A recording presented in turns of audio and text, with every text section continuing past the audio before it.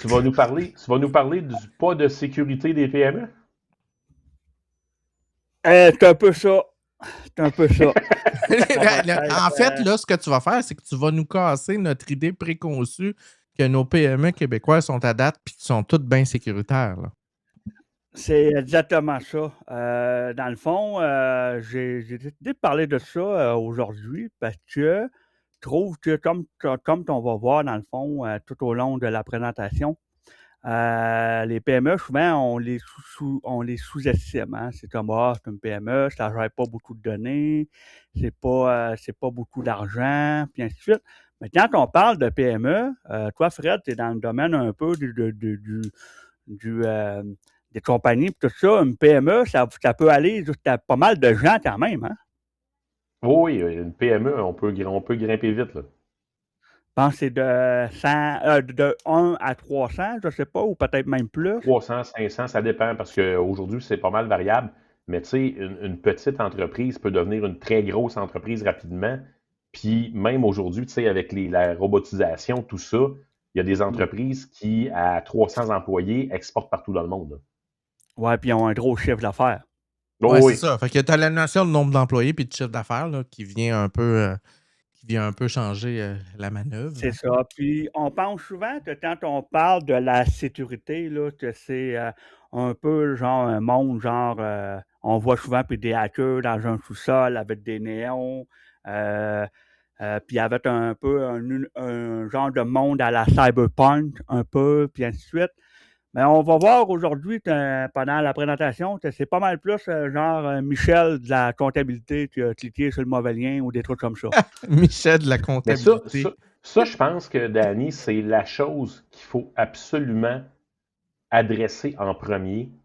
Aujourd'hui, les virus et tout ça, c'est du passé au sens de sécurité parce que, oui, il y a encore des virus, il va toujours en avoir, mais la réalité, c'est que 99% des cas graves de cybersécurité, C'est du c'est une erreur humaine. hameçonnage. Ouais, c'est ça. C'est du hameçonnage. C'est du.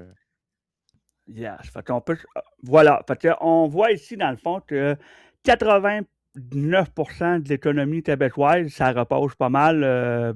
89% des compagnies, c'est des PME au Québec. Puis j'ai fait une petite recherche, là, ça représente à peu près 50% du PIB, il semblerait, du Québec. Donc, c'est quand même. Attends une minute, là. Les PME représentent 99% de l'économie du Québec, puis 50% des autres. 50% ont eu une cyberattaque en 2020, ont subi au moins une attaque en 2024. Ouais. Shit.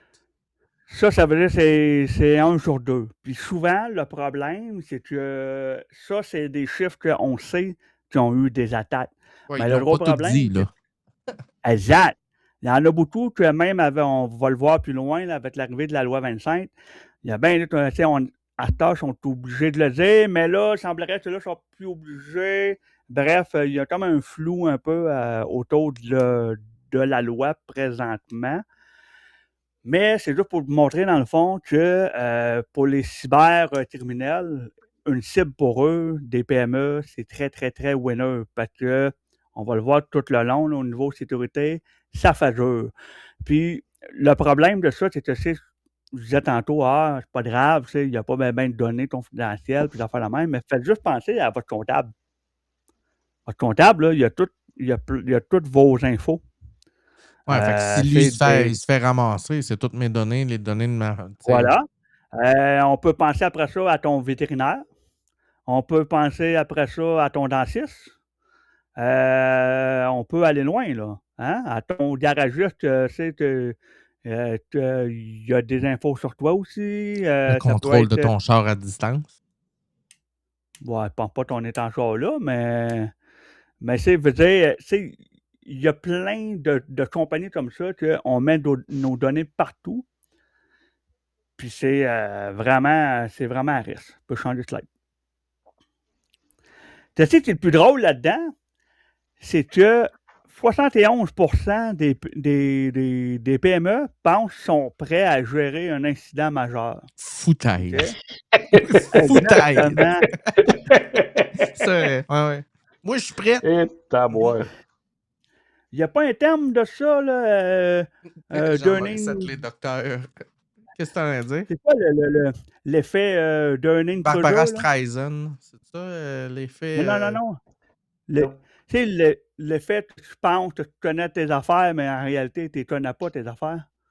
Ah, attends, c'est quand tu penses que t'es tout. Ouais, s'il y en a qui le savent dans le chat, je ne trouve pas le nom de ça, là, mais ouais. J'oublie le nom. Là. Je pense que je le Ouais. prononce mal, là, mais c'est Dunning-Kruger. Dunning-Kruger. Dunning-Kruger. Dunning-Kruger, Exact, oui. voilà.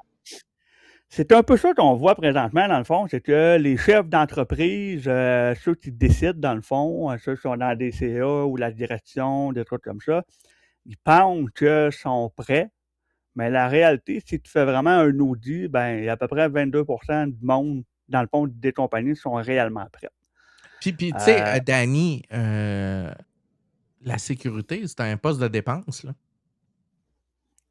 Ça rapporte rien, là. En fait, non, non c'est ça. Non, mais c'est ça qu'ils Vraiment pensent, pas. là. C'est ça, tu comprends? Chris, ça va rien te donner, là. En fait, le problème, la sécurité, 2 petites secondes, Danny, la sécurité puis le marketing, là, c'est un investissement. Si c'est pas un investissement, tu fais ta job, tu fais pas ta bonne job. On a Manu Québec qui nous écrit en disant que sa nièce travaille dans une boutique de vêtements qu'il ne va pas nommer, évidemment, puis qui a été victime d'un cyberpiratage et qui ne sont pas encore remis. Et Dieu sait que les hameçonnages, ce qui encrypte les disques durs, ces choses-là, tu peux en avoir pour des semaines à t'en remettre si tu n'avais pas les bons backups. Regarde la radio, si pas, la radio dans Port-Neuf. La radio dans Port-Neuf, c'est ce qui est arrivé. Ouais. Puis le gros problème de ça que Manu vient de dire, il y a bien des compagnies, des PME, qui mettent les clés dans la porte parce qu'ils ne sont pas capables de se remonter. Fait que là, on parle, mettons, exemple, on parlait des PME, mettons, exemple, une boutique de vêtements, sont Tu peut-être, perds je toute sais ta pas, liste de clients, tu perds tout, là. C'est comme shit. Oui, mais c'est pas juste ça. C'est que tu mets, mettons, 10 à 15 personnes au chômage du jour au lendemain. Exact. Ça, c'est pas le fun pour personne. Fait que c'est ça. Je peux changer de l'autre slide. C'est intéressant. T'en parlais justement qu'il n'y a pas de budget, puis ainsi de suite. Là, on voit un autre fenêtre qui est apparu. Patricia, tu ne devrais pas. Merci. Il y a 31% dans le fond des PME québécoises qui contractent, qui mettent moins de 5%. Non, là, ça non plus, ça n'a pas d'affaire là. Merci. Il y a 31% des PME québécoises qui mettent moins de 5% de leur budget TI à la sécurité, dans le fond. Parce que dans le fond, ils ne mettent pas de budget dans ça, parce que justement, ils disent que ça coûte trop cher. Il n'y a pas de retour sur l'investissement, mais comme tu prédisais... J'essaie de comprendre. Là. Fait que là, j'imagine que dans une entreprise quelconque, mettons que je mets 300 000 dans mes TI, ben sur le 300 000, il y a un 5% qui est pour la sécurité. C'est ça que tu es en train de me dire? C'est supposé d'être à peu près... ça peut dépendre. Il peut y avoir plusieurs calculs qui peuvent être faits. Là. Tu peux mettre, mettons, juste à 10% de tes dépenses TI. Ça peut être soit que le prix va être évalué sur le nombre d'employés que tu as, ou ça peut être aussi sur ton chiffre d'affaires. Tu sais, il y a plusieurs façons de le calculer. Là, c'est à la direction de le déterminer de la façon que tu le calcules. Mais, ouais, vas-y, Fred. Tu sais, Patricia, dis-toi une chose, tu sais, j'en vois plein des PME, là, puis je te dirais, sur la très grande majorité des PME que je vois, le routeur, c'est un routeur domestique avec un firewall domestique. Un D-Link? Ben, ça peut être un D-Link, ça peut être un ESUS, ça peut être un mais tu sais, quand je dis D-Link, un D-Link 812, puis, genre? Ben, ça peut être c'est des routeurs habituellement qui sont relativement bas de gamme, en bas de 200 $. Le firewall n'est pas fait pour soutenir des attaques. Il a des filtres, oui, mais pas efficaces. Et l'autre chose, c'est qu'au niveau des connexions, il y a tellement de passe-droits et de plein d'affaires. On sait que des routeurs domestiques bas de gamme, c'est très facile à pirater. Fait que c'est très facile et tout le monde, honnêtement, il y a beaucoup de PME qui sont en danger et qui ne le savent pas. Là.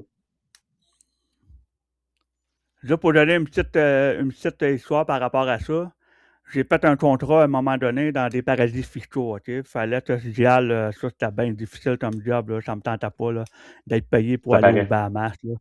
Ouais, c'était vraiment pas le fun, là, aller aux Bahamas payer. Mais dans le fond, ma job, c'était monter un réseau pour une banque, OK? Pour un paradis fiscaux, là. C'était carrément pour une banque. C'était un réseau fermé, fallait que je monte. Puis là, la banque, ils ne voulaient pas passer un fil d'un étage à un autre pour relier, puis les switches, puis tout ça. Parce que le gars de la sécurité de la banque, il m'a dit, hey, on pourrait aller au magasin acheter un firewall, là, puis on pourrait Des utiliser quoi? ça. Ouais, c'est le gars de la Fait que là, sécurité de la banque qui m'a dit fait que ça. là, il gère. Puis moi, dans ce temps-là, OK. je travaillais même pas en sécurité, Wow. là. J'étais sysadmin. J'ai regardé mon client, puis moi, je parle pas anglais ben. J'ai juste dit, this guy is crazy, no fucking way. Il a tout compris.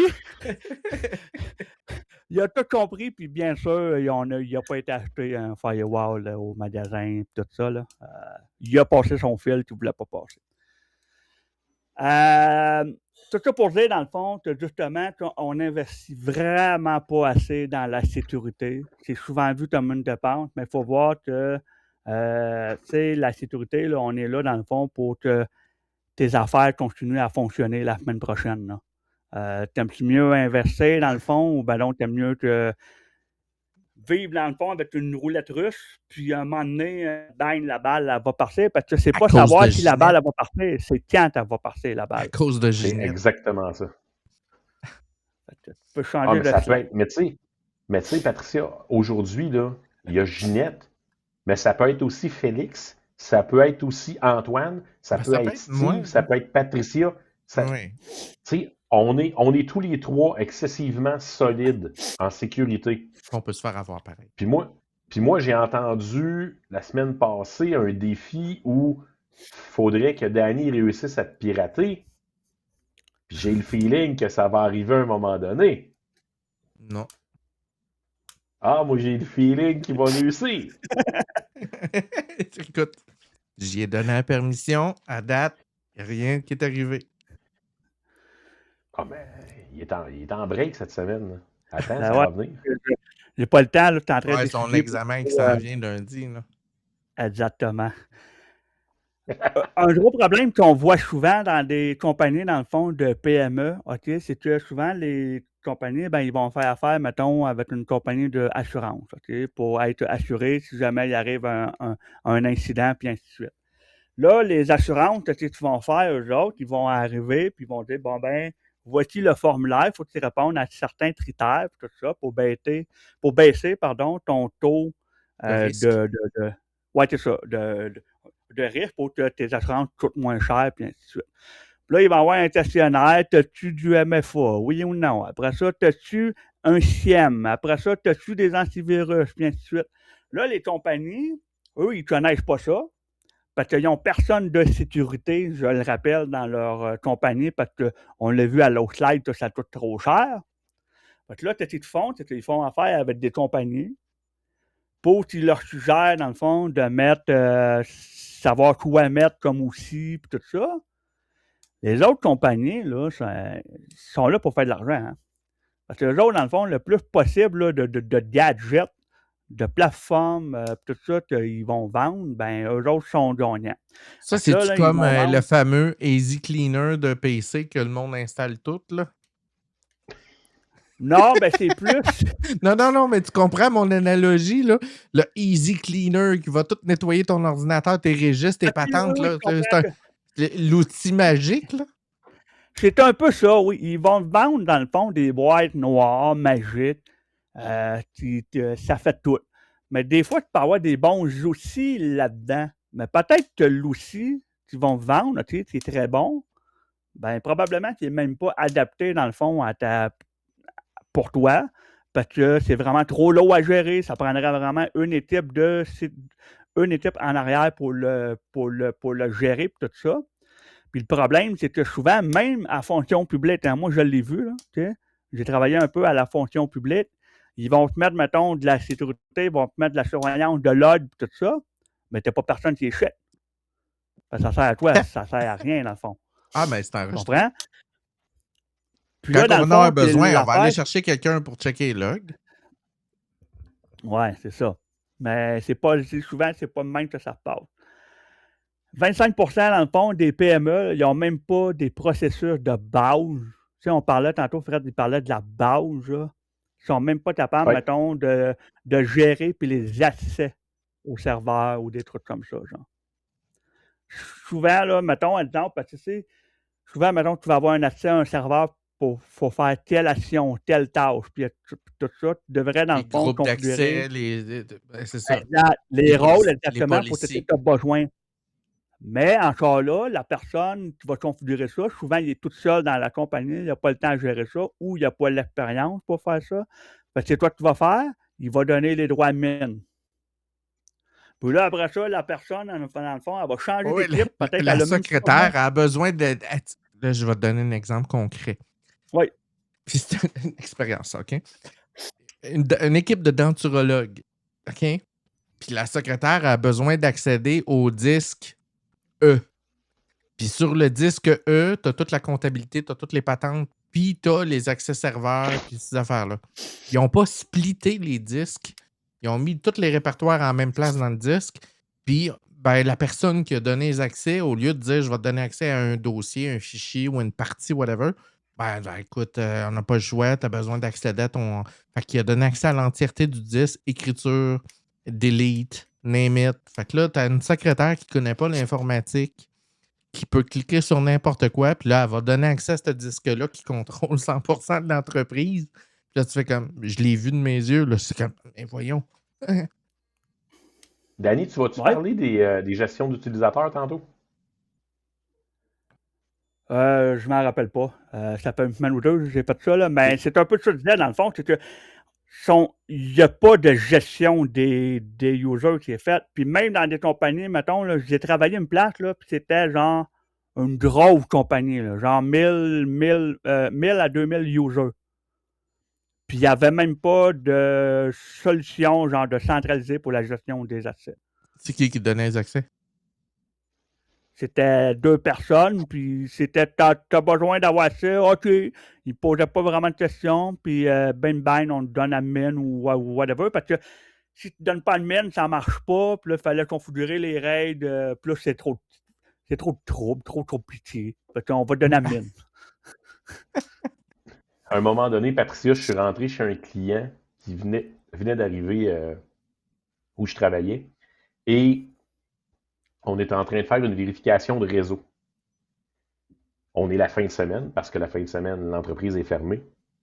Et on se rend compte qu'il y a quelqu'un qui travaille sur un ordinateur à distance. Et là, ben, on se met à regarder. C'est un ancien employé qui avait quitté pour un compétiteur et ses comptes d'accès n'avaient pas été retirés. Classique. Il est en train de siphonner l'entièreté des données clients puis des secrets d'entreprise pendant qu'on était là. Tu sais, on a vu les preuves, le client a pu faire ce qu'il avait à faire avec au niveau légal, mais juste de gérer les accès, c'est capoté, là. Ben, juste une dernière petite histoire. J'ai travaillé une place, OK? Je me suis rendu compte qu'une personne avait downloadé vraiment trop de fichiers en si peu de temps. C'était pas normal. OK? Fait que là, j'ai une alerte qui a été créée. Puis une chance, j'avais configuré puis l'alerte, parce que sinon, la compagnie ne l'aurait jamais su, de un. Pour me rendre compte que finalement, parce que la compagnie ne me l'avait pas dit, c'était une personne des ressources humaines qui avait été suspendue. Mais ils ne l'ont pas dit à l'équipe TI, parce que nous autres, on ne l'a jamais su, donc on n'a pas bloqué ses accès. Parce que là, elle a été suspendue, parce qu'elle est en beau fusil. Hein? En québécois, pour nos Français, en beau tabarnak. Puis là, dans le fond, elle a tout copié, dans le fond, plein de données dans le fond, confidentielles des employés et tout ça. Elle a mis ça sur une clé USB. Là, on était capable, moi, j'étais capable de voir qu'elle avait fait ça. Là, elle disait qu'elle n'avait pas fait ça, que c'était pas vrai, puis ainsi de suite. On aura demandé d'avoir la clé USB. Évidemment, elle avait tout délité, mais pour ceux qui ne savent pas, Ça Il y a reste. toujours des traces. Ouais. Exactement. Là, j'ai pu prouver, dans le fond, à la compagnie comme non, voici, elle a downloadé les fichiers, à telle heure, elle les a effacés, à telle heure, puis tout ça. Après ça, j'ai remis toutes les preuves dans les mains d'un avocat, puis après ça, je ne sais plus c'est quoi qui s'est passé, mais je n'ai plus entendu parler de cette madame-là après. Pour ceux qui ne savent pas, là, ceux qui ne sont pas. Je présume que 100% des auditeurs qui nous suivent le savent, mais quand vous effacez un fichier, vous ne mettez qu'un petit drapeau pour. C'est l'équivalent de dire OK, j'ai une boîte dans ma chambre, là, puis je mets un sticker dessus pour dire qu'il va falloir que je la jette. La boîte n'est pas disparue, là. Elle est juste là. Non. Puis la journée que j'ai besoin de la place que la boîte prend, là, je vais l'acheter. Mais elle reste là tant aussi longtemps qu'il n'y a rien qui prend de sa place. Donc, quand vous supprimez un fichier sur une disque dur, une clé USB, ces choses-là, même petit drapeau au début du fichier puis à la fin, puis tant qu'il n'y a rien qui est réécrit par-dessus, ça ne l'efface pas. Puis je vais même aller plus loin. Il existe des traces fantômes. Même si on réécrit par-dessus, on peut, avec certains algorithmes, aller retrouver de l'information dans certains cas en repassant plusieurs fois sur les choses. Ben, Il y a des techniques qui existent pour ça. on en a parlé dans les dernières semaines, mais sur un disque dur magnétique, c'est-à-dire rotatif, là, qu'on connaît depuis la nuit des temps, Ouais, faut qu'il fasse, de façon professionnelle. Là, on ne parle pas de grade militaire ou quoi que ce soit. De façon professionnelle, on peut récupérer 11 générations d'effacement. C'est-à-dire que sur un disque de 1 térabyte, on pourrait récupérer l'équivalent de 11 térabytes de données qui ont été effacées puis réécrites. Si on va plus loin avec d'autres logiciels de lecture de disques, on peut aller jusqu'à 17 à 18 générations d'écriture sur disque magnétique. Puis sur les disques SSD, Danny, on peut remonter à combien à peu près? Oh, je ne sais pas, je ne suis pas spécialiste au niveau de OK. Récupération de données. J'en ai aucune idée. Mais je peux te dire, par exemple, que souvent, quand tu penses que tes traces sont effacées, Pas vrai. connais un gars, moi, qui travaille pour la police de Laval. Puis lui, sa job, justement, c'est fouiller des ordis, souvent des pédos, des trucs comme ça, là. Puis il m'en compte des papiers des fois, puis c'est assez fou, là. Toutes les affaires que tu peux trouver, tout ça, là, c'est quelque chose. Ouais. On parlait justement, je parlais tantôt qu'on sait pour tes assurances, ils vont dire, ben, tu as su un SIEM. Un SIEM, ça, en gros, c'est une plateforme, si on le simplifie, là, vraiment beaucoup, là, c'est une plateforme qui va tout aller chercher différents logs de plusieurs systèmes différents. Puis tu vas être capable de faire des corrélations entre eux pour savoir est-ce qu'il y a une attaque ou pas, il y a des comportements suspects ou des trucs comme ça. Okay? Fait qu'en gros, c'est comme le système qui dit à quelle heure, à quel endroit, par qui tel fichier ou tel système a été accédé, puis ça log tout partout, puis là, c'est capable de faire des recoupements. Un peu ça. Générer des alertes. Oui, c'est ça. Ça va vraiment créer puis des alertes, dans le fond, créer des use cases, qu'on appelle là, dans notre langage. Puis c'est ça, dans le fond, tu vas avoir des alertes. Mettons, exemple, tu peux créer un use case que si, mettons, Fred, il s'en va sur un serveur à quelle heure, ben, crée-moi une alerte parce que c'est pas normal, parce que Fred, il dort, puis ainsi de suite. C'est un peu ça. Pour les assurances, non, je ne dors jamais. Souvent, pour les assurances, ils demandent d'avoir un SIEM, mais le gros problème, c'est que ça prend des équipes pour gérer ça. Ça prend des équipes pour surveiller puis les alertes, puis ainsi de suite. Parce que dans le fond, la seule affaire que ça fait là, dans des PME, c'est que ça fait juste casser la case au niveau de tes assurances, que oui, on a un SIEM, puis que là, les directeurs puis les propriétaires, même dans le fond de compagnie, eux, ils pensent qu'ils sont sécuritaires. Parce que le vendeur, ils ont installé le logiciel, ils l'ont configuré, puis eux autres, ils laissent ça aller, ils font le petit crochet sur leur formulaire d'assurance, puis merci, bonsoir. Exact. Mais en réalité, là, tu as juste crossé une case de conformité, tu n'as pas crossé une case de la sécurité. Puis la conformité n'est pas de la sécurité au point brut, là. Tu sais, ça, il faut être... ça me fait capoter, genre, quand j'entends tout le monde, mettons, dire « Ah, j'ai un SIEM, j'ai ça. » Ouais, mais t'as quoi comme équipe pour gérer ça? Ben, mon sysadmin, là, OK, fait que tu n'as même pas de personne au niveau de sécurité dans ta compagnie pour checker ça. Puis si il me dit ah ben oui, on a un gars pour checker ça, mais tu sais, encore là, un gars, c'est pas assez là, pour tout comprendre. Donc, c'est pour ça que il y a vraiment un gros problème là, à ce niveau-là. Puis en plus, tu as beau d'avoir, mettons, les outils, souvent c'est mal configuré. Fait que là, tu vas avoir un trop lourd d'alerte. Tu peux avoir des faux positifs là-dedans, puis ainsi de suite. Puis, le gros problème qu'on a, c'est qu'il manque de monde en sécurité, sur le marché, mais en réalité, il manque. Là, de plus en plus, il y en a beaucoup, mais c'est que les compagnies n'engagent pas souvent. Parce qu'ils n'ont pas de budget. Ah oui, puis ainsi de suite. 5% du budget des TI, ils n'ont pas d'argent. Ben non, c'est ça. Exactement. Parce qu'il faut penser que quand tu fais ton budget, mettons, tu dis 5% des budgets des TI, OK? Tu as déjà une fraction du budget des TI. Fait que, mettons, un exemple, là, je suis pas bon en maths, là, mais mettons, tu as 100 000, après ça, tu as 5% du 100 000. Ben 50 000. Mais ton Tu payes 5%. tu payes même pas un gars. Exact. Mais Puis ça, là, Le là-dedans, 5 000, c'est même pas. Non, attends, 100 000 moins 5%, c'est 5 000. Tu payes pas un gars, là. bon, à 5 000, là, tu ne payes même pas le CIEM. Tu comprends? Vous commencez à voir il est où le problème, là? Ben, c'est ça. Parce que ça, c'est une autre affaire que j'ai vu beaucoup sur le marché du travail présentement. Depuis les 2-3 dernières années, OK, il y a beaucoup d'universités qui ont ouvert des programmes. Et boy, t'es drôle, Fred. Pas toi, mais là on me voit en drôle face. Là. On a vu sur 2-3 ans que les universités ils ont ouvert plein de programmes au niveau cyber, puis ainsi de suite, parce que c'était l'avenir, puis là, ils allaient demander plein de monde là-dedans, puis ainsi de suite. Le problème de ça, ça me déconcentre. Le problème de ça, c'est qu'il y a plein de monde qui se sont ajoutés dans des programmes pour faire carrière dans ça. Mais le problème, c'est que les compagnies ils n'engagent pas. Ou les compagnies ne veulent pas laisser la place au monde qui commande parce qu'ils n'ont pas confiance. Ou ils ont juste le budget pour en pogner un. Ils vont c'est comme les programmeurs. Hein? C'est comme les programmeurs.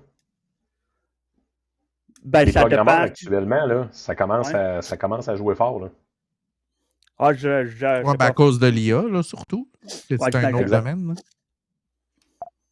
Parce qu'ils ne veulent pas laisser la chance aux nouveaux. Fait que là, ils veulent juste engager, dans le fond, du monde que ça fait 10 ans. Mais le gars, ça fait 10 ans, ben, ils vont le payer comme un salaire de trop fin. Ça ne marche pas. On peut changer de slide. La loi 25, est-ce que ça vous dit quelque chose? Moi, je connais pas. Oh que oui! Ah oui, c'est la loi sur la confidentialité des données en entreprise. Wow! Dans une minute, là, je suis allé trop loin. Oui, exactement. Si vous dit EFVP, est-ce que ça vous dit quelque chose? Pas en tout. Oui, mais je ne sais pas c'est quoi. C'est mes collègues qui travaillent là-dessus. Le EFVP, dans le fond, c'est un acronyme qui veut dire Évaluation des facteurs relatifs à la vie privée. OK? Ça mange choix en hiver, cette affaire-là. Ça, dans le fond, c'est que toutes les compagnies, les PME inclus, parce que souvent le monde pense que la loi 25 s'applique seulement aux grosses compagnies. Non. Dès que tu as numéro d'assurance sociale, numéro de carte de crédit, date de naissance, name it, tu n'as pas le choix. Exactement. Puis ça, dans le fond, ça fait le fameux EFVP. Voyez ça un peu comme un formulaire. OK? Il faut que toutes les compagnies remplissent pour savoir, dans le fond, quelles données tu collectes, pourquoi tu collectes la donnée, où tu t'envoies la donnée, est-ce que tu fais des transferts et tout ça. Après ça, combien de temps tu sauvegardes ta donnée pour des raisons légales, blablabla. OK? Le problème qu'on a présentement, c'est que, comme on voit dans les chiffres, 80% des PME pensent sont prêtes à répondre aux exigences de la loi 25, là, mais en réalité, excuse, Danny, c'était 71. Hein? C'était 71 que tu as dit tantôt. Non, 71, c'est qu'ils sont prêts à avoir un incident de sécurité. C'est vrai, je m'excuse. C'est deux choses différentes. Mais en réalité, il y a juste 3% des compagnies qui le font vraiment. Ça, là, c'est à dire que, puis ça, c'est un gros problème qu'on est en train de voir. Il y a eu une explosion de cas présentement. Ah oui, OK? la semaine passée, c'est quoi l'entreprise québécoise là, qui s'est fait toutes les données, se sont retrouvées. C'est un magasin bien connu, là, je ne me rappelle pas le nom, je l'ai mis sur notre site web. Ben, la pizzeria se sont fait Salvatore. défoncer. Mhm. Oui. Pour des niaiseries, encore là, une fois. Mais souvent, ils ne savent pas t'as donné où. Toi, là, mettons, là, tu pourrais demain matin là, aller, mettons, chez ton dentiste, puis là, demander vous avez telle donnée sur moi, puis ainsi de suite, veut avoir un rapport. Mes données sont où? Ils sont obligés de te le donner. Mais le fameux EFVP, là, ils ne l'ont pas fait parce qu'ils n'en ont aucune idée de ta donnée où ça va prendre des semaines avant qu'ils soient capables de te le donner. Elle est présentement hébergée dans un serveur pakistanais. Probablement. Tu peux changer de slide. Comme on voit ici, il y a eu une explosion de cas d'incidents pour la confidentialité. De quand même beaucoup. OK? Fait qu'il y en a de plus en plus. Puis il y a un roulement vraiment de personnel au gouvernement parce que le monde ne reste pas travailler là. Puis il n'y a pas assez de monde. Puis dans le fond, la loi 25, c'est. Je m'excuse de dire ça, là, mais c'est comme bien d'autres des gadgets du gouvernement. C'est pour faire beau. On a l'air bien bon, on gère la vie privée des gens, mais en réalité, ça n'a pas bien de poids. Combien d'amendes pensent que l'organisation, dans le fond gouvernemental, ils ont tapé ses doigts? Combien en dollars que depuis ça a été mis en place, la loi 25? Combien? Bas de 100 000, mettons. Fred? Je peux pas répondre, je connais la réponse. Tu connais la réponse, OK. Hein? 0. Il n'y a personne qui a été condamné jamais depuis que ça existe. Non. Ils font des enquêtes. Attends, je vais te comprendre. Le gars... Attends, non, j'ai trouvé la réponse. Le gars au gouvernement en charge de la sécurité d'enquêter sur les gens qui doivent appliquer la loi 25, il y en a rien qu'un, puis il n'y a pas le temps. En fait, il n'y en a pas un.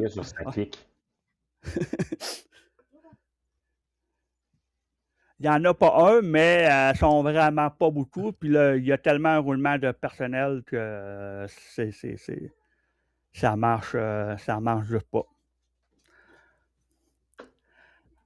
On parle beaucoup de l'IA. Hein? Vous voulez en parler ici? Imaginez, OK, les PME ne sont pas capables de savoir sont où tes données. OK? Ou d'être capable de le dire rapidement. Ils n'ont aucune idée c'est quoi leur système d'inventaire. Parce que là, j'en ai pas parlé, là, mais la plupart des compagnies, ils n'ont même pas de système d'inventaire. Puis ça, c'est la base. C'est un fichier Excel là, dans l'ordi de Roger. C'est ça. Il n'y a pas de mise à jour qui sont faites. Ajoute tout ça ensemble. Puis là, tu ajoutes l'IA là-dedans. Tu n'as même pas besoin d'attaque de personne, dans le fond. C'est Michel à la comptabilité, c'est des toilettes à la réception ou des trucs comme ça. Eux autres, ils disent, si ChatGPT, c'est donc bien hot. Hein, ça permet de corriger mes fautes, tout ça. Puis la toilette, elle... On va s'installer un agent d'IA, j'ai vu ça à la TV. Hein, c'est ça. Parce que la toilette, elle utilise ChatGPT, mais elle n'a pas demandé la permission, toilette. Tu comprends? Puis Colette, elle n'a pas, elle, de compte d'entreprise fermé, tu t'entraînes pas sur ton IA, tout ça, parce qu'elle utilise son compte Gmail, probablement, qu'elle a connecté avec ChatGPT ou Claude ou peu avec la version lequel. gratuite. Avec la version gratuite. Exactement. Puis là, elle rentre toutes les informations là-dedans. C'est quand même pas pire. Elle extrait les données de son entreprise. Et là, tu as un petit whiz qui trouve le Google API qu'elle s'est faite parce qu'elle s'est fait un Google Maps pour apparaître dans son site web de son entreprise. Puis il y a quelqu'un qui est en train de distourner toutes les données historiques qu'elle a rentrées dans son chat GPT pour être capable d'avoir les secrets de son entreprise. Tada! Mais tu sais, tu te souviens, Patricia, dans chat GPT, je t'avais montré il y a peut-être 2 ans ou 3 ans un dossier juridique très, très connu au Québec où j'avais demandé à ChatGPT un renseignement et ce renseignement-là est confidentiel. C'est-à-dire que il est protégé par la loi. Le nom des personnes que je cherchais ne peut pas être révélé. Il y a un nom qui est connu, qui a été révélé, mais les 2 autres noms ne sont pas connus, ne sont jamais été révélés, sont sous protection. Et ChatGPT, à l'époque, m'avait sorti les 2 noms parce qu'il y avait une barrière qui n'était pas présente dans un palais de justice au Québec. Puis ce qu'il faut comprendre dans ChatGPT, c'est que à la fois pour vos entreprises, si votre site web est hébergé chez vous ou peu importe, et à la fois pour les données que vous rentrez dans ChatGPT, si vous utilisez la version gratuite, ces données-là sont retrouvables par les autres utilisateurs de ChatGPT. Donc, si vous utilisez une version gratuite de ChatGPT dans votre entreprise et que vous allez mettre, je vais dire, la recette secrète du colonel ou la recette du Coke, par exemple, dans ChatGPT, si quelqu'un sait quoi chercher, ChatGPT va lui redonner ce que vous avez rentré dedans.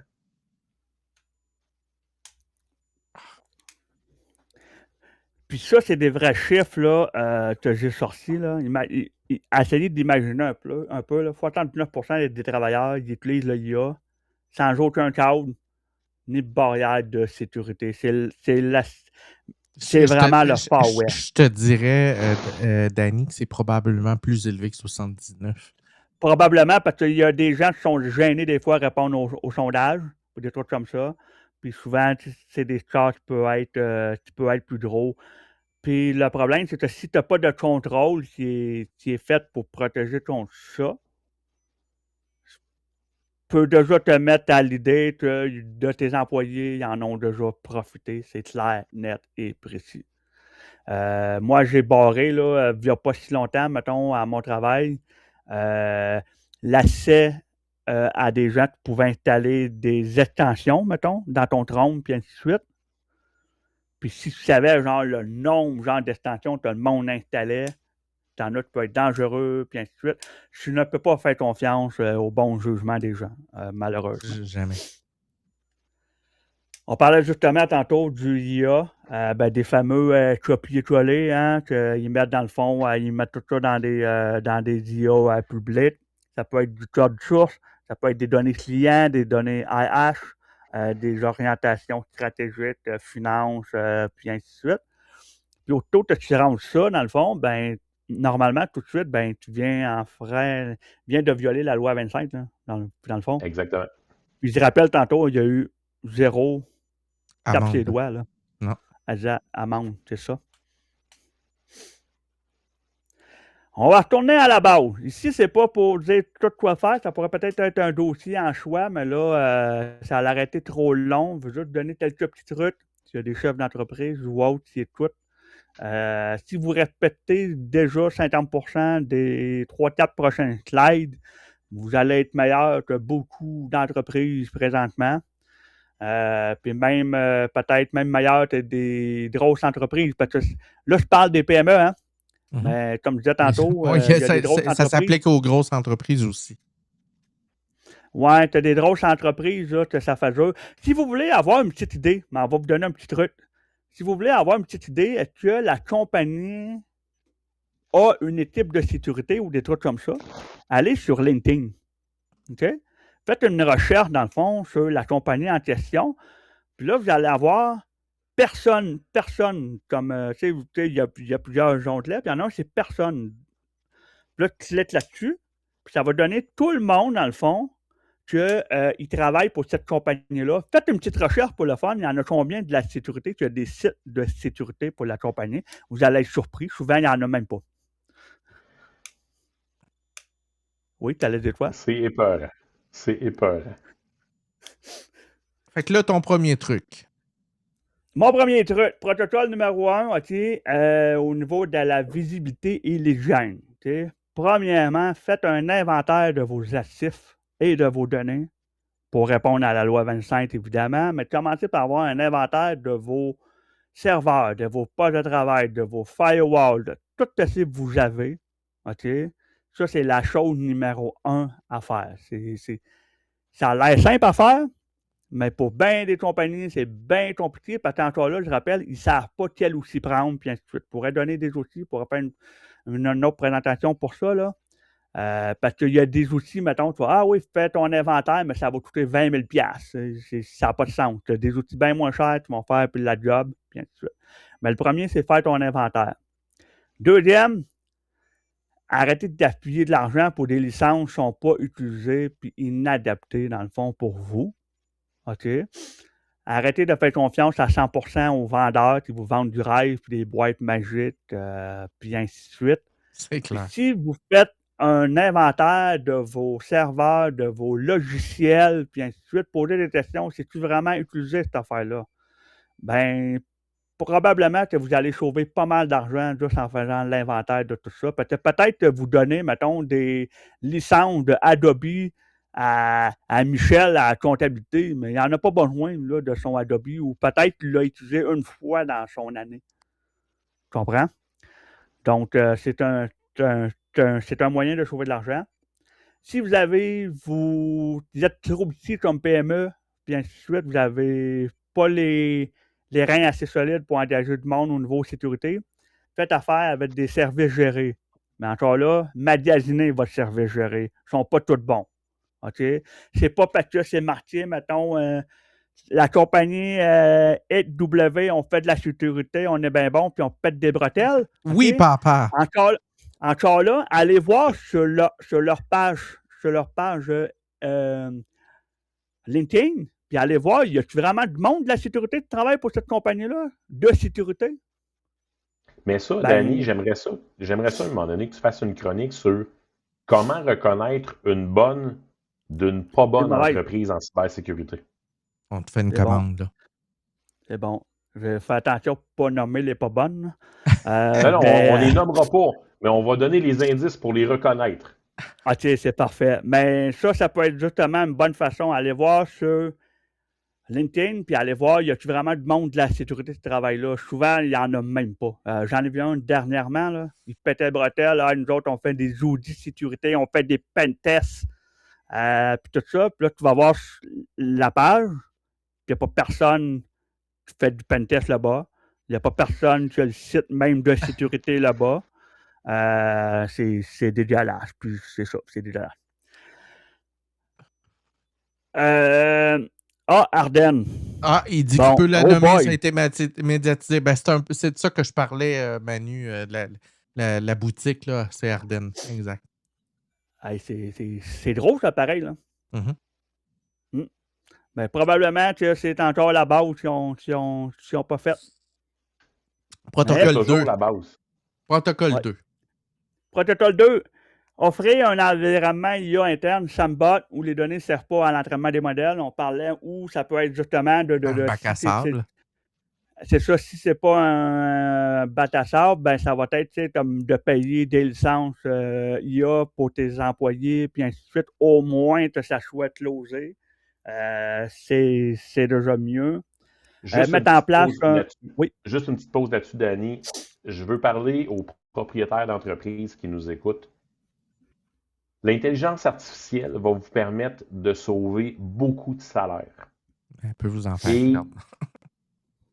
Mais c'est que si vous ne prenez pas ces économies-là et que vous n'investissez pas une partie de ces économies-là pour avoir des comptes payants, des comptes sécurisés, des comptes professionnels, que ce soit peu importe l'IA ou tout ça, que vous investissez dans votre sécurité de TI et tout ça, avec ce que vous économisez pour générer plus de profits, prenez une partie de ces profits-là et réinvestissez-les à l'intérieur de votre entreprise, de vos licences et tout ça, parce que sinon, vous êtes en danger réel.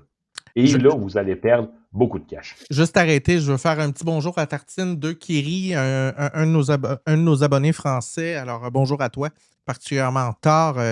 Il doit être 3-4 heures du matin chez toi. Alors, bonjour, bienvenue à l'émission.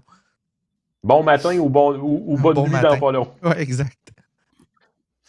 Le deuxième point, de mettre un catalogue d'outils sûrs validé par la compagnie, parce que souvent aussi, les gens ne savent pas quels outils sont approuvés, puis ainsi de suite, mais de mettre ça clair, dans le fond, à tes employés, que quel outil c'est accepté, puis ainsi de suite. De mettre, puis de faire des policiers aussi. Souvent, dans des PME, tout ça, tu n'as même pas de policiers, là. Parce que dans le fond, les employés ne savent pas ce qu'il faut faire, ce qu'ils n'ont pas le droit de faire, tout. Donc, c'est important Je peux te faire une pause sur ce que tu dis? Oui. Il arrive aussi qu'il y a des entreprises qui vont déployer des outils, des applications, des programmes et qui, en amont, bonjour André, bonjour. Matin, ici, en effet, c'est ça que Martin Tartine, excuse-moi. Souvent, ils vont déployer des outils en amont et la formation n'est pas prête. On n'a pas prévu le coup. Et ça, c'est un danger de sécurité parce que là, on se retrouve avec un outil. Puis là, on a un employé qui se logue sur son poste de travail, puis il fait « Oh mon Dieu, on a accès à telle affaire. » Et là, il l'ouvre, il se met à explorer, puis on peut faire telle chose, alors que la formation sur comment vous devez l'utiliser, qu'est-ce que vous devriez faire, qu'est-ce que vous ne pouvez pas faire, n'a pas été donné encore. Donc là, c'est tout cet aspect-là que les TI en sécurité, normalement, ils vont conseiller, ils vont dire à l'entreprise, ben, écoute, tu vas pouvoir déployer ton outil, ton application, ces choses-là, mais avant de donner les accès à tes employés, s'il te plaît, prévois une formation. Donc, ton équipe de formateurs, envoie-leur la documentation, prépare le tout pour que quand tu vas déployer tes outils, que tu sois prêt pour que tes employés sachent déjà en partant. Puis souvent, ce petit bout-là, même si l'entreprise est très sécuritaire, des fois, tu vas te retrouver avec quelques semaines où l'employé va utiliser l'outil sans jamais avoir été formé. Puis là, ben, il se passe des cochonneries. Puis ça, c'est si tu as des formations, parce que souvent, les compagnies, là, ils vont t'envoyer des formations, mettons, de sécurité. Puis c'est tout le temps la même affaire, c'est comment repérer un phishing. Ouais. Mais tu n'as pas de formation sur quoi faire, mettons, quand tu travailles en remote. Tu n'as pas de formation de quoi faire quand tu travailles, mettons, à distance. Je ne sais pas, moi, quand tu es en voyage. Tu n'as pas de formation sur comment utiliser le IA de façon correcte. Tu comprends? Il manque vraiment de la formation autour de ça. Je peux changer de slide.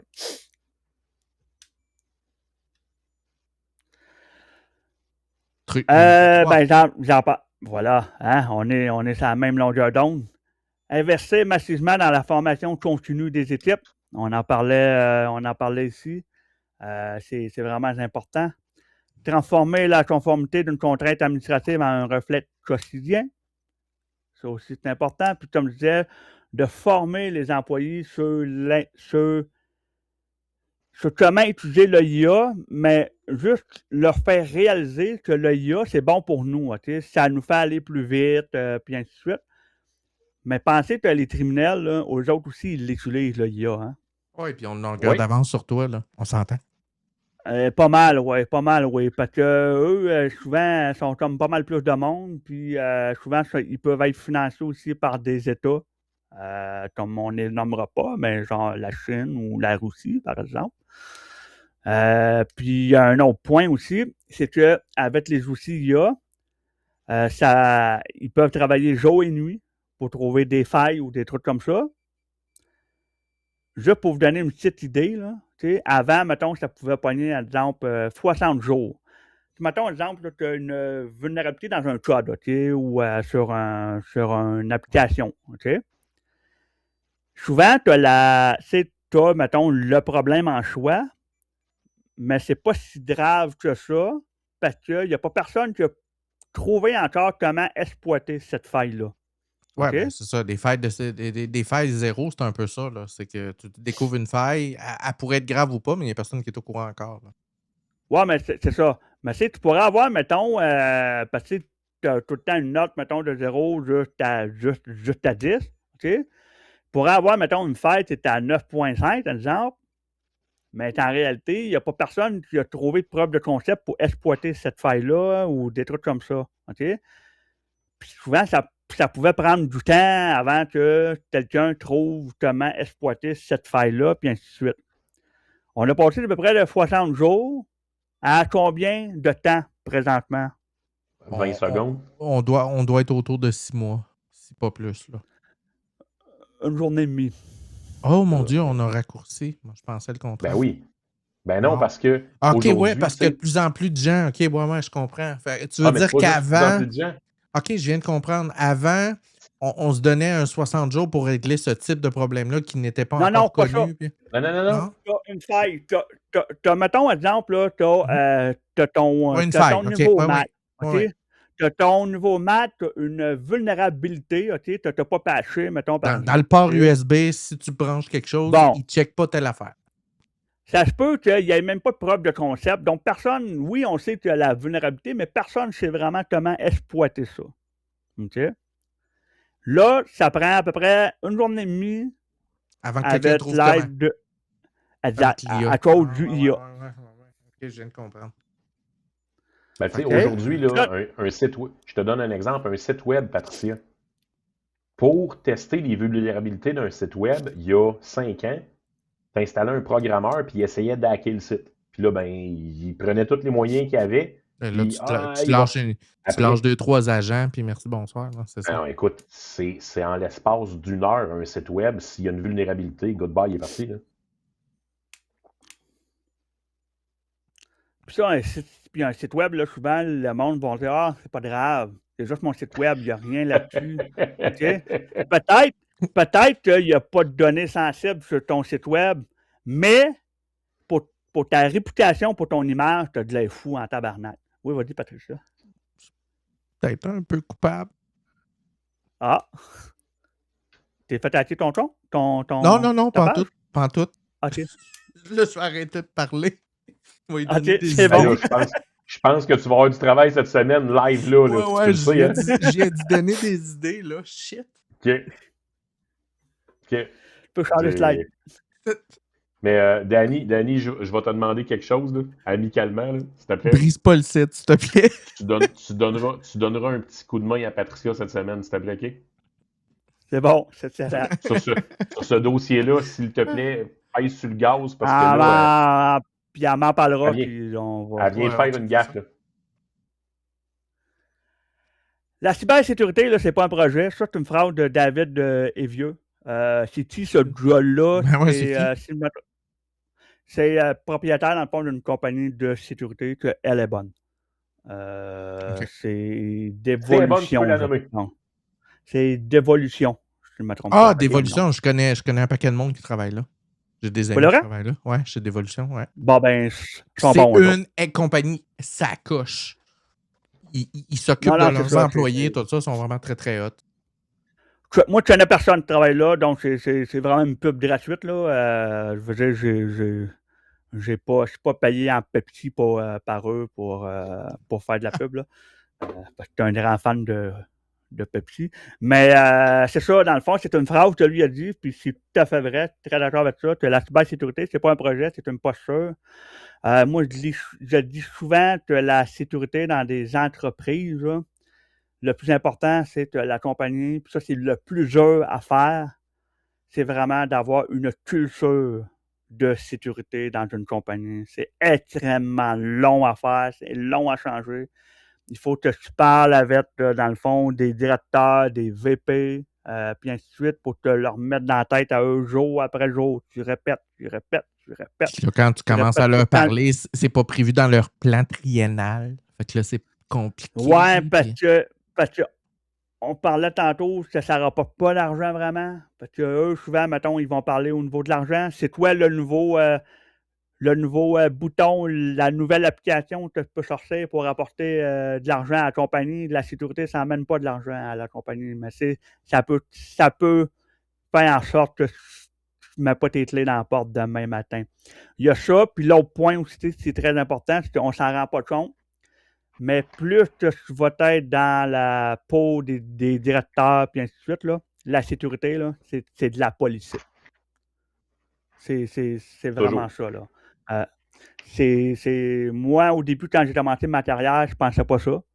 Je pensais que c'était on va configurer le firewall, puis là, je ne comprenais pas, pourquoi le directeur, il ne veut pas, ou il met des bâtons d'un roue, puis ainsi de suite. Mais c'est vraiment un jeu de politique que tout le monde sait. Ça serviette. Tartine de Kerry dit oui, exactement. La cybersécurité se passe aussi par la formation du personnel, surtout les boomers. Je te donnerais presque 100% raison, malgré que une misconception qu'on voit souvent dans le domaine. Parce que moi, je suis plus dans le support utilisateur. Les jeunes de la nouvelle génération, on a souvent l'impression qu'ils sont très à l'aise avec la technologie, alors que c'est absolument pas le cas, là. Tu leur demandes de faire une copie de leur clé USB, puis ils rebootent, là. Fait que c'est souvent aussi pénible pour eux autres. Ils sont Puis à l'autre l'aise chose, ou. Oui. Vas-y, Fred. l'autre chose qu'il faut jamais oublier, trop de sécurité tue la sécurité. Aussi, mais faut Et quand ça, c'est bien oui. configuré. Quand c'est bien configuré, non. oh, mais c'est que Oui. il faut toujours. C'est pour ça qu'il faut avoir quelqu'un au TI qui va s'occuper de la cybersécurité, que ce soit à l'interne ou par firme externe à la pige. C'est que ça te prend quelqu'un qui connaît ça. Parce que si tu installes, exemple, faut que tu changes tes mots de passe aux 2 jours, ou que Ah non, mais là, faut que. ouais. Non, mais je te donne des exemples. Tu sais, quelqu'un qui ne connaît pas les TI, qui ne fait pas de cybersécurité, puis qui fait ça à côté parce que lui, il s'occupe des ordinateurs du réseau, Un jobber. ben, c'est ça. Mais Dans lui, il va l'expression dire, québécoise. pour être sécure, on va changer les mots de passe aux 2 jours, puis ton mot de passe, il faut qu'il y ait minimalement 8 caractères. Ben, je t'annonce que si tu fais ça dans une entreprise, même si c'est 8 caractères alphanumériques, n'importe quoi, tu installes un IA sur le réseau, tu vas percer les mots de passe en l'espace d'à peu près 1 heure, au complet, dans toute l'entreprise au complet. Parce que les gens, étant donné qu'il faut qu'ils changent trop souvent, vont y aller avec des mots de passe très facilement retenables par le cerveau, donc très facilement perçables par une oreille. Exact. Selon des normes là, du NIST, OK, ça c'est des normes au niveau sécurité gouvernement américaine. C'est toi la fréquence, il faut changer les mots de passe. Ouais, moi, Selon je te vous. dirais au moins 3 mois, là, minimum. 3 mois? Toi, Fred, c'est quoi tu penses? J'irais au mois. Au mois? La bonne réponse, vous l'avez ni un ni l'autre. Ah non? C'est vous les changez pas. Hein? Hein? Vous en apprenez une bonne là, hein? Vous les changez pas, les mots de passe. On Là, demande à tous de OK. bien vouloir porter Mais non. attention à ce qui vient d'être mentionné. Danny nous Là, je vais- dit qu'on ne doit pas changer nos mots de passe et là, je suis en train de rebooter. Là, je vais prendre. Patricia, je vais te demander qu'on fasse la pause maintenant, puis je vais t'expliquer pourquoi. Ce point-là qu'on va parler là, il est hyper important. Et je veux absolument que tous les gens aient le cerveau frais pour comprendre ce qu'il va dire là, parce que là, c'est totalement contre-intuitif. Oui. Fait qu'on va prendre une petite pause On se musicale prend de une 2 petite minutes. 2 minutes, une petite pause musicale. Allez réchauffer votre thé, votre café. Allez allez faire un tour à la toilette. On se revoit dans à peu près 2 minutes 30. J'ai lâché une bombe. Oups, attends, j'ai fait une erreur. J'ai pas localisé mon fichier. Ben, voyons donc, j'ai pas fait ça, Fred. Faudrait. On va aller chercher Laisse-moi mon deviner, Laisse-moi deviner, t'as un nouveau Mac, c'est ça? De quoi tu parles? Me semblait qu'en 4 heures, tout était configuré, moi. Non, en 2 minutes. Dans le silence du studio, les lumières s'allument, les circuits s'éveillent, dissipant la brume. Un nouvel objet, une puce, un processeur. C'est ici que bat le rythme, le cœur du codeur. On décortique le hardware, on explore le virtuel pour rendre l'invisible un peu plus réel. Bienvenue sur Geekzone, l'espace des passionnés où chaque bit d'info est une idée à partager. De l'écran à la puce, on explore tous les horizons. La tech n'a plus de secret, c'est ici notre maison.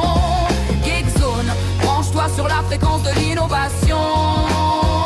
On parle de réseau, de système et d'avenir, de ce qui nous permet de créer, de bâtir. Pas besoin d'être expert pour entrer dans la danse. On vulgarise le complexe, on donne une chance à chaque curiosité de trouver son chemin dans ce monde binaire qui dessine demain. Bienvenue sur Geekzone, l'espace des passionnés où chaque bit d'info est une idée à partager. De l'écran à la puce, on explore tous les horizons. La tech n'a plus de secret, c'est ici notre maison. Geekzone, branche-toi sur la fréquence de l'innovation. C'est plus qu'une chaîne, c'est une communauté, une ligne de commande vers la créativité. On teste, on analyse, on reste connecté pour que le savoir puisse toujours circuler.